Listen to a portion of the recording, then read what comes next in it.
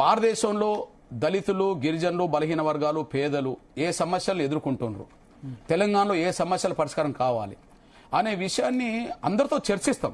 అంటే మీకు కొద్దిమందితో శత్రుత్వం ఉంది. ఇప్పుడు ఆంధ్ర తెలంగాణలో వస్తే కేసీఆర్ అంటే అవర్షన్, రేవంత్ రెడ్డి అంటే కోపం, ఆంధ్రాలో పవన్ కళ్యాణ్ అంటే కూడా అంతే కోపం ఉంది.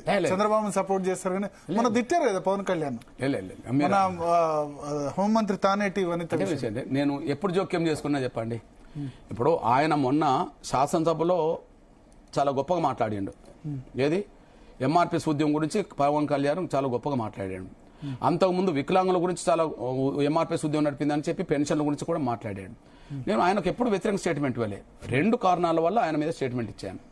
ఒకటి, 3 ఎస్సీ నియోజకవర్గాలు తీసుకొని, ఏది తూర్పుగోదావరిలో 2 తీసుకొని, ఉమ్మడి కడప జిల్లాలో 1 తీసుకొని 3 మాలలకు ఇచ్చాడు.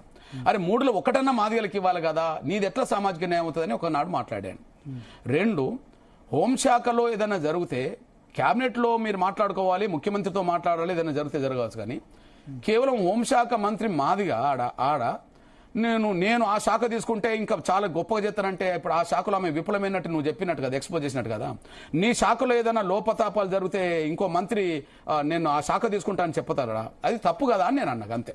సందర్భం వచ్చినప్పుడు నేను అన్నాను కదా, ఇంకోటి ఎందుకంటాను లేదా పవన్ కళ్యాణ్ లేదు. ఎందుకంటే వర్గీకరణ సపోర్ట్ చేశాడు, కేబినెట్ లో సపోర్ట్ చేశాడు, ఆ దేశంలో అసెంబ్లీలో సపోర్ట్ చేశాడు, న్యాయం అనే ఉద్యమాన్ని ఒప్పుకుంటున్నాడు, అభినందించాడు. నేను మొదటి నుంచి సపోర్ట్ వర్గీకరణ గురించి ఇదే ఫస్ట్ టైం అంతకుముందు బిఫోర్ ఏం మాట్లాడలేదు, ఎప్పుడు మాట్లాడలేదు. జనసేన మీరు అడిగారా, కలిసారు ఎప్పుడైనా? అడగడానికి ఎన్నిసార్లు ప్రయత్నం చేసినా అపాయింట్మెంట్ ఇవ్వలేదు. కారణాలు ఏమైనా సార్ అపాయింట్మెంట్ ఇవ్వలేదు. ఎన్నికల సమయంలో ఆ 3 సీట్లు రిజర్వేషన్ తీసుకుంటున్నప్పుడు, మాలలకు ఎత్తున్నప్పుడు కూడా అపాయింట్మెంట్ కోరడం జరిగింది. ఆయన ఇవ్వలేదు. వాటి ఇవ్వదలుచుకున్నాడు కాబట్టి మాతో ఎప్పుడు మాట్లాడలేదు.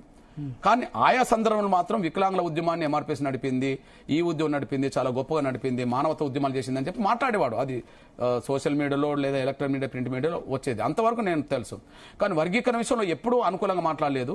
సీట్ల కాడకు వచ్చాడు, మాలకి ఇచ్చాడు, అంతవరకు. డైరెక్ట్ గా ఎప్పుడు కలవలేదు పవన్ కళ్యాణ్, ఎప్పుడు కానీ ఇంతవరకు. కానీ కలవకున్నా సరే అసెంబ్లీలో సపోర్ట్ చేశాడు మొన్న సందర్భం వచ్చినప్పుడు.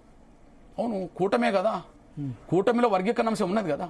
ఓకే, ఏది కూటమి మేనిఫెస్టో వర్గీకరణ అంశం ఉన్నది కదా, కాబట్టి ఆటోమేటిక్గా చేయాల్సి